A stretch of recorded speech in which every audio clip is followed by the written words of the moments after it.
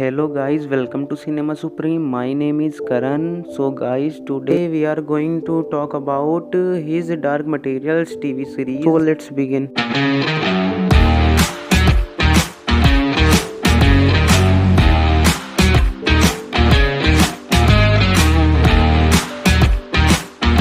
His dark material एक underrated series है। अब अंडररेटेड इसलिए क्योंकि मैंने सीरीज़ देखी लेकिन उसके बाद मुझे सोशल मीडिया या फिर कहीं और इस सीरीज़ के लिए इतनी ज़्यादा हाइप नहीं लगी, लेकिन मेरे पर्सपेक्टिव से सीरीज़ बहुत ही ज़्यादा माइंड ब्लोइंग है और इस सीरीज़ में बहुत ही ज़्यादा पोटेंशियल है। His dark materials game of thrones series के जैसे ही एक नॉवल पर बेस्ड है। जो लोग गेम ऑफ थ्रोन्स के बारे में जानते होंगे उन्हें पता होगा कि सीरीज जे मार्टिन जो कि एक राइटर है उन्हीं की बुक पर बेस्ड है। उसी तरह हिज डार्क मटेरियल्स भी फिलिप पुलमैन की नॉवेल पर बेस्ड है। 2007 में द गोल्डन कंपस करके एक मूवी आई थी, लेकिन हिज डार्क मटेरियल्स की बड़ी स्टोरी के लिए 2 घंटे की मूवी काफ़ी नहीं थी, इसीलिए BCC वन और HBO को हिज डार्क मटेरियल सीरीज लेके आना पड़ा। का फर्स्ट सीजन 2019 में आया था और इसके 3 सीजन्स आ चुके हैं। इसके फर्स्ट सीजन में 8 एपिसोड्स हैं और सेकंड सीजन में 7 एपिसोड्स हैं। इसका जो थर्ड सीजन है वो 5 दिसंबर से स्टार्ट हुआ है और उसमें कंप्लीट एपिसोड्स नहीं आए हैं। तो जब उसमें कंप्लीट एपिसोड्स आ जाएंगे तो मैं उसके लिए एक अलग से वीडियो बना दूंगा केवल सीजन 3 के लिए। और अगर आपने फर्स्ट और सेकेंड सीजन नहीं देखा है लेकिन आप डायरेक्ट थर्ड सीजन देखना चाह रहे हैं तो ये वीडियो जो है आपको थर्ड सीजन में फर्स्ट या सेकेंड सीजन से रिलेटेड चीज़ों को समझने में आपकी मदद करेगा। सीरीज में हाई लेवल का एडवेंचर है और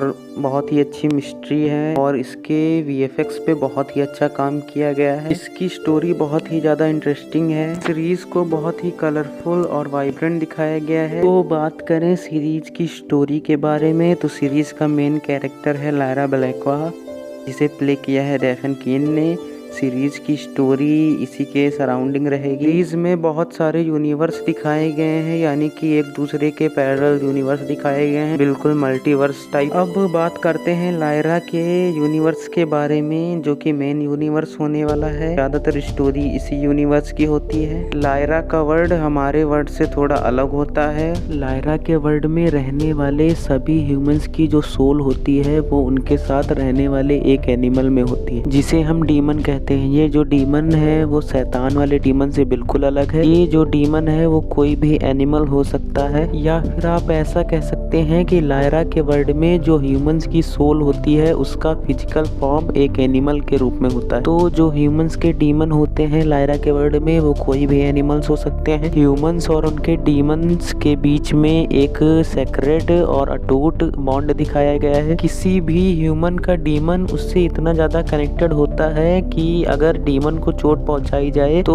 उस ह्यूमन को दर्द होगा जिसका वह डीमन होगा। डीमंस को उनके ह्यूमन से अलग नहीं किया जा सकता। अगर उन्हें उनसे दूर किया जाएगा तो ह्यूमंस की जो है वो डेथ हो सकती है। कुल मिला के बिल्कुल राजा की जान तोते वाला सीन है, बस इसमें तोते की जगह पे कोई और एनिमल हो सकता है। इन डीमंस की सेल्फ कॉन्शियसनेस होती है, ये ह्यूमंस की तरह बोल सकते हैं। जो चिल्ड्रंस के डीमन होते हैं वो एक एनिमल ना रह के अपने आप को किसी भी एनिमल में चेंज करते रहते हैं, लेकिन जैसे ही चिल्ड्रंस टाइम के साथ अडल्ट होते हैं उनके डीमन जो होते हैं वो भी एक एनिमल में फिक्स हो जाते हैं। फिर उसके बाद वो किसी दूसरे एनिमल में नहीं चेंज हो सकते। इस वर्ल्ड के कुछ लोग डीमन का होना अच्छा मानते हैं, क्योंकि आप इमेजिन करिए कि एक एनिमल जो आपकी हर बात माने, हमेशा आपके साथ रहे, सोच के ही कितना अमेजिंग लगता है। लेकिन यही कुछ लोग डीमन का होना कमजोरी मानते हैं। उन्हें लगता है कि अगर उनके डीमन को कुछ होता है तो झेलना उन्हें पड़ेगा, इसीलिए वो डीमन का होना वीकनेस मानते हैं। और इसी चीज से बचने के लिए कुछ जो लोग होते हैं बुरे लोग, वो डीमन को ह्यूमंस से अलग करने के एक्सपेरिमेंट करते रहते हैं, जिसके लिए वे बच्चों को किडनैप करते हैं और उनके डीमंस को उन बच्चों से अलग करते हैं। लायरा के वर्ल्ड को मल्टीवर्स के कॉन्सेप्ट के बारे में कुछ नहीं पता होता है, वो लोग इससे बिल्कुल अनजान होते हैं। लायरा के वर्ल्ड में एक मैजिस्टेरियम नेम से काउंसिल होती है जो कि बिल्कुल एक पार्लियामेंट जैसी होती है। वहाँ के जो सभी डिसीजंस होते हैं वो मैजिस्टेरियम के लोग लेते हैं। उसी मैजिस्टेरियम में कुछ करप्ट लोग होते हैं। तो बात करते हैं कि अब सीरीज में है कौन कौन, का रोल कितना ज्यादा इम्पोर्टेंट है। सो फर्स्ट फर्स्टली बात करें तो सीरीज में जो है आर्मड बेयर होते हैं जो कि बेसिकली पोलर बेयर होते हैं, लेकिन वो पोलर बेयर से बड़े और पावरफुल होते हैं। ये भी डीमंस की तरह बोल सकते हैं, लेकिन ये किसी के डीमन नहीं होते हैं। इन आर्मड बेयर्स का एक खुद का किंगडम होता है, यानी कि खुद की एक अलग सोसाइटी होती है जहाँ पर एक बेयर जो कि सबका राजा होता है। सीरीज में इन आर्मड बेयर्स का रोल बहुत ही इम्पोर्टेंट है। अब इन्हें आर्मड बेयर्स इसलिए बोलते हैं क्योंकि ये अपने बॉडी पर एक मेटल का आर्मर पहनते हैं जो ये खुद ही अपने हाथों से बनाते हैं। इनका जो आर्मर होता है वो स्काई आयरन नाम की कोई बहुत ही रेयर मेटल से बना होता है। आर्मर पहना हुआ एक पोलर बेयर बहुत ही माइंड ब्लोइंग लगता है। ये बहुत ही पावरफुल होते हैं। इन आर्मड बेयर्स में योरिक बेरिशन नाम का बेयर्ड जो कि मेन कैरेक्टर होता है। लायरा इसे इसका किंगडम वापस दिलाने में मदद करती है। लायरा और योरिक के बीच में काफी अच्छा बॉन्ड होता है। सीरीज में विचेस भी होती हैं। ये विचेस अच्छी होती हैं, यानी ये सच्चाई का साथ देती हैं। इनके पास भी इनके डीमन होते हैं। इनके डीमंस प्रोबेबली बर्ड्स ही होते हैं और इनके डीमंस इनसे दूर भी उड़कर जा सकते हैं। इन विचेस के पास मैजिकल पावर्स होती हैं। ये पावर्स बेसिकली टेलीपैथी, फ्यूचर देखना, इनविजिबिलिटी, ये उड़ भी सकती हैं। ये भी सीरीज में बहुत ही इम्पोर्टेंट रोल निभाती हैं। सीरीज में एक गोल्डन कंपास होता है जिसे एलेथियोमीटर कहते हैं। एलेथियोमीटर कोई डायरेक्शन बताने वाला नॉर्मल कंपास नहीं होता। इसकी मदद से आप अपने किसी भी क्वेश्चन का आंसर पा सकते हैं या फिर सच का पता लगा सकते हैं। इस गोल्डन कंपास को रीड करने के लिए बहुत ही ज़्यादा स्टडी की ज़रूरत होती है, लेकिन हमारी लायरा इसे बिना किसी पढ़ाई यानी कि स्टडी के रीड कर लेती है, जो कि लायरा को और भी स्पेशल बना देता है। सीरीज में इम्पोर्टेंट रोल होता है डस्ट का। ये कोई आम डस्ट नहीं होती है, ये आम डस्ट से हटकर ग्लोइंग पार्टिकल वाली डस्ट होती है। अब लायरा के वर्ल्ड में जो लोग होते हैं वो इस डस्ट को लेकर डरते हैं। लायरा के वर्ल्ड के लोग डस्ट को फिजिकल एविडेंस ऑफ सिन मानते हैं, यानी उन्होंने डस्ट को पाप से कंपेयर किया है या फिर पाप ही बताया। ये जो डस्ट होती है वो एंजल्स से समहाउ कनेक्टेड होती है। हालांकि अभी तक सीरीज में एंजल्स को दिखाया नहीं गया है। शायद 4th सीजन में हमें एंजल्स देखने को मिले।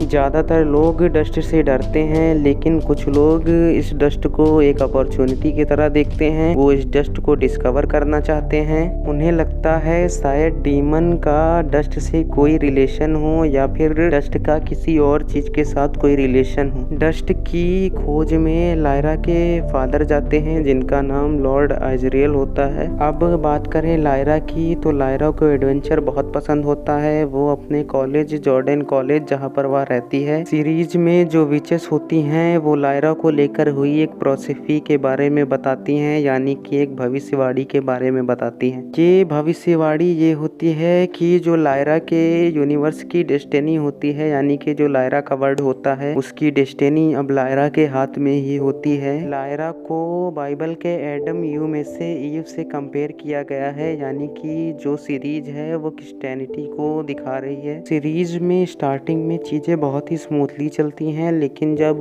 एक दूसरे से यूनिवर्स कोलैप्स होने लगते हैं तो चीजें बहुत ही ज्यादा वर्स्ट हो जाती हैं। तब समझने में थोड़ी सी दिक्कत होती है। सीरीज में हमारी अर्थ को विल पेरी नेम का बॉय प्रेजेंट करता है जो कि हमारी वाली अर्थ से होता है। इसके फादर लायरा के वर्ड से कनेक्टेड होते हैं। सीरीज में विल को एक शटल नाइफ के साथ दिखाया गया है। ये शटल नाइफ जो होता है एक यूनिवर्स से दूसरी यूनिवर्स में जाने का रास्ता बना सकता है, यानी कि अगर आप हवा में शटल नाइफ से कट मारते हैं तो आप एक यूनिवर्स से दूसरी यूनिवर्स में जा सकते हैं। ये नाइफ बिल्कुल टेलीपोर्टेशन जैसा होता है, लेकिन इस नाइफ को सब नहीं चला सकते, इसी केवल विल पेरी ही चला सकता है। अब ये नाइफ केवल विल ही क्यों चला सकता है ये आप सीरीज में देखिए। मैंने कोशिश की है कि मैं चीजों को इस तरह से बताऊं कि आपको चीजों के बारे में पता भी चल जाए और आपका मजा त्वचा भी न खराब हो सीरीज देखने पर। सो